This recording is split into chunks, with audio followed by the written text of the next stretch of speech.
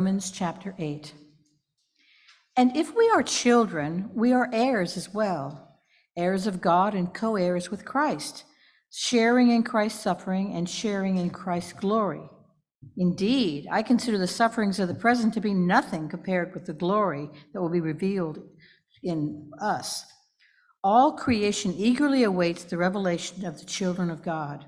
Creation was subjected to transience and futility, not of its own accord, but because of the one who subjected it, in the hope that creation itself would be freed from its slavery to corruption and would come to share in the glorious freedom of the children of God. We know that from the beginning until now, all of creation has been groaning in one great act of giving birth. And not only creation, but all of us who possess the first fruits of the Spirit. We too groan inwardly as we wait for our bodies to be set free. In hope, we were saved. But hope is not hope if its object is seen. Why does one hope for what one sees? And hoping for what we cannot see means awaiting it with patience and endurance. And the second from Psalms chapter 8.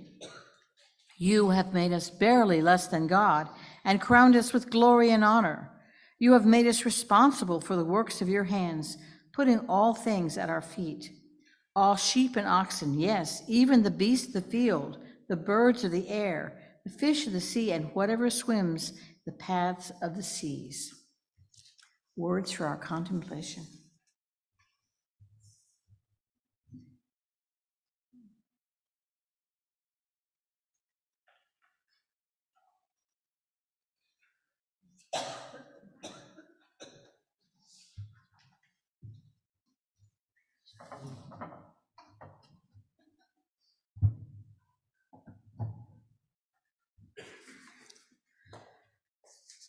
I stand up here so you can see me, but I also have to have my box so you can see me.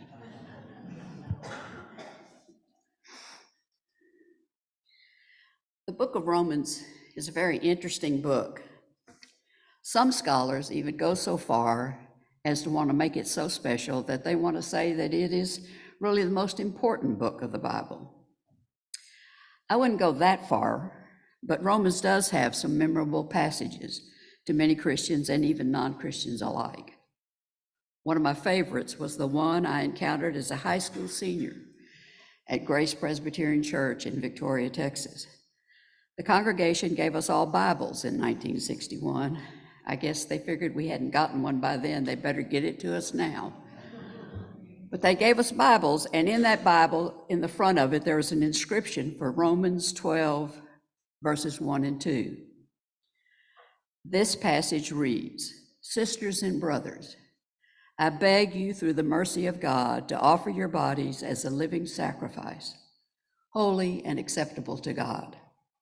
This is your special act of worship. Don't conform yourselves to this age, but be transformed by the renewal of your minds so you can judge what God's will is, what is good and pleasing and perfect." That passage has informed my life ever since. I think it even adds to our scriptures that we read today. And I continue to find great challenges from that passage in my life even today. And then when I got to seminary, and maybe even just a little before seminary, I encountered Romans 8, 36 through 39, which also had a very powerful influence on my life. Probably the most famous part of that passage is the last two verses, which give a most dramatic way of telling us that nothing can ever separate us from love. And that passage goes like this: "For I am certain that neither death nor life, neither angels nor demons, neither the present nor the future, neither heights nor depths, nothing else in all creation will be able to separate us from the love of God." That was a particularly important passage for me to remember when I was in seminary, because it was in seminary that I finally figured out that I was a lesbian in the midst of my very homophobic classmates. In the blink of an eye, I went from being a campus leader for nearly 2 years at the seminary to someone people didn't want to be seen with or to associate with. Classmates quit speaking to me. Some even got mad when I passed my ordination exams on the first try during my senior year. And the church at large had closed its doors also to anyone like me. Thankfully, St. Andrews didn't. There are many other memorable passages in Romans, but our passage today is memorable to me in part because of some changes in the translation that were made as early as the 1300s to a particular word from Greek that they were translating into English. And I'm not going to try to pronounce that word in Greek this time because the first two letters of it are KT. I don't know how you pronounce that. But the word means creation. Starting as early as the first translations of the Bible into English, that word was translated as creature, not creation. This mistranslation can be found even today in the newest King James Version that came out in 2021. And why is that significant to me, you ask? Well, it's because suddenly we are not given glory, which in this particular sense of using glory means power. We are not given power over all of creation, but rather just a creature or pet that we want to take care of. Big difference. The word creature can easily be understood to be representing one creature or one species that I want to save at the same time that I am destroying the whole rest of the planet's creatures, minerals, peoples, plants, and organisms. Now I no longer have to hold my feet to the fire over climate change. I just need to take good care of my goldfish or pet rock. About the word glory being used, translated as power here, many biblical scholars go back to the Hebrew on this word, and generally, that word in Hebrew is related to power. And generally, that's the way Paul felt, I think, when he used this, and he was very familiar with the meaning of glory as being power. Paul has heard the very clear message in Jesus' teachings that humans are to have dominion or glory over all else. This concept traces all the way back to Genesis, where God, our spirit, gave human the power or dominion over all of creation. They were to lovingly care for, not use and abuse, everything all around them. And again, this includes all the people, plants, animals, minerals, the air we breathe, the water we drink, even the tiniest organisms. Everything that was there then and is here today was to be under our care. The word creation can have very many meanings, though. Obviously, it comes from the root word to create, and we have managed to create many things that do not align with this message from this passage today. Our passage suggests that we have the glory or power to bring about all the needed changes, to remove all the programs and policies that negatively impact any of our fellow human family members, as well as the power to save our very planet. That's a lot of power and a lot of responsibility. Turning the word creation into creature is like sticking a pin in a giant balloon. It takes all the energy, the responsibility, and the love out of the whole message. And if we still have any doubts after Paul has tried to tell us all of this, we need only look at the passage from Psalms. I think the Psalms is extremely clear about what glory means, as well as our jobs and what our jobs should be. Just listen to our psalmist again. You, meaning the spirit that is behind all of this, you have made us responsible for the works of your hands, putting all things at our feet, all sheep and oxen, yes, even the beasts of the field, all birds of the air, the fish in the sea, and whatever swims the paths of the seas. With all that being so clearly said, why are we so reluctant to step into our rightful place to save our planet in its entirety? And again, I repeat that this means everything. This means the peoples, the creatures, large and small, along with the very earth itself, that we should be working to save. Clearly, the job includes more than just caring for the planet. Renowned client scientist Katharine Hayhoe has put it perhaps more bluntly when she said, "What is climate change but a failure to love?" If we love our planet, if we love our one human family, then we must show our love by the care we give to every aspect of that equation. Many folks are well aware of the damage we continue to do to our planet in the name of progress and wealth, but we have rarely come up with solutions that everyone can join in.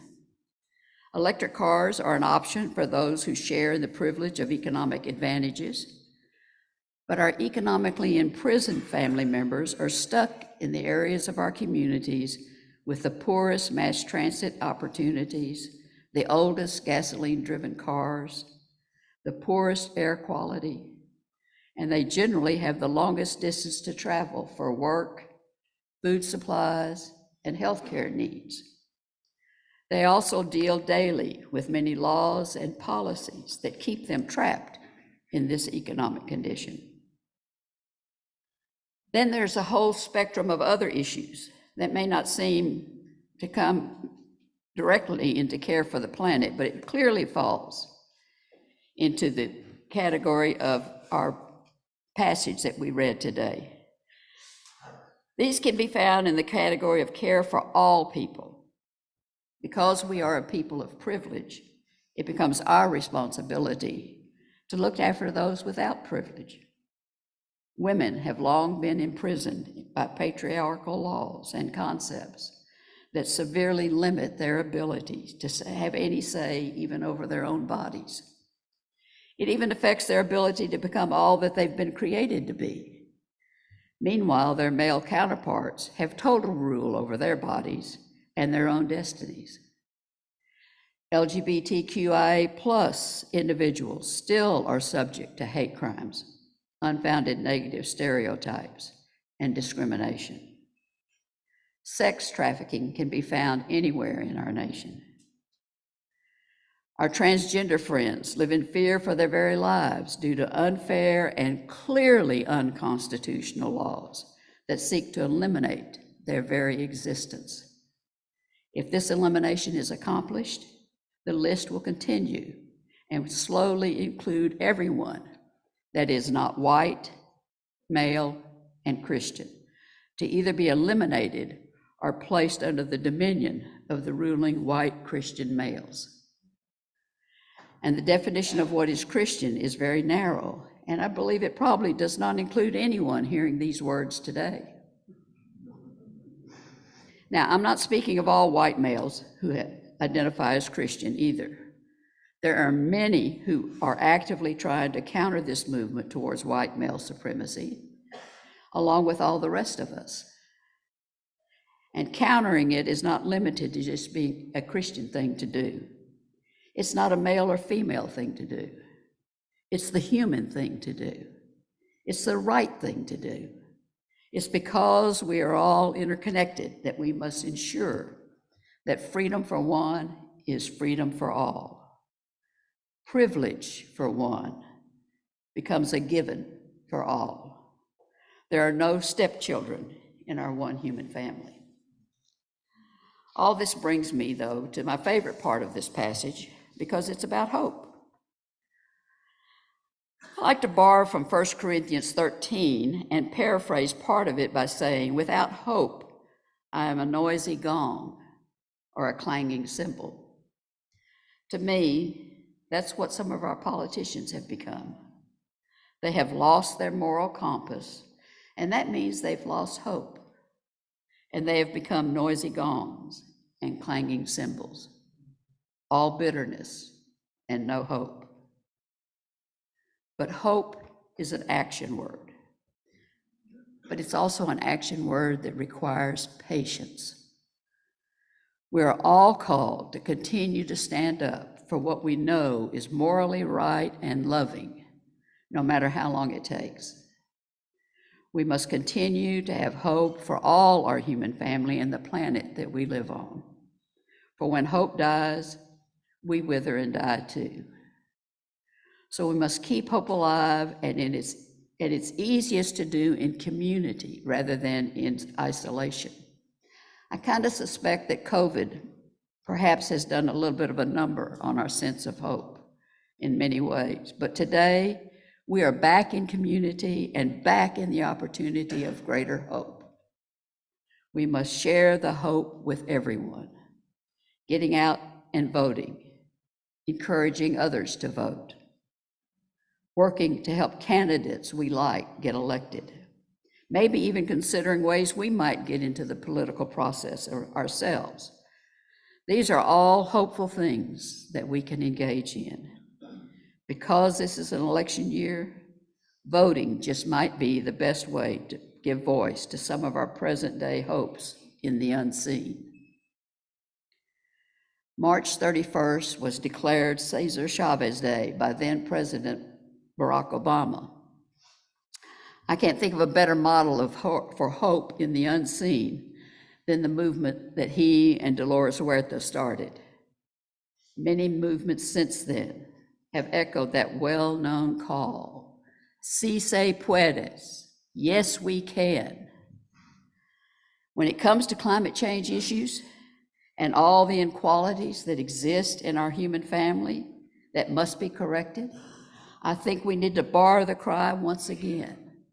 Si se puedes, yes, we can. Si se puedes, yes, we can. Si se puedes, yes, we can. I invite you now to your own thoughts on all of this.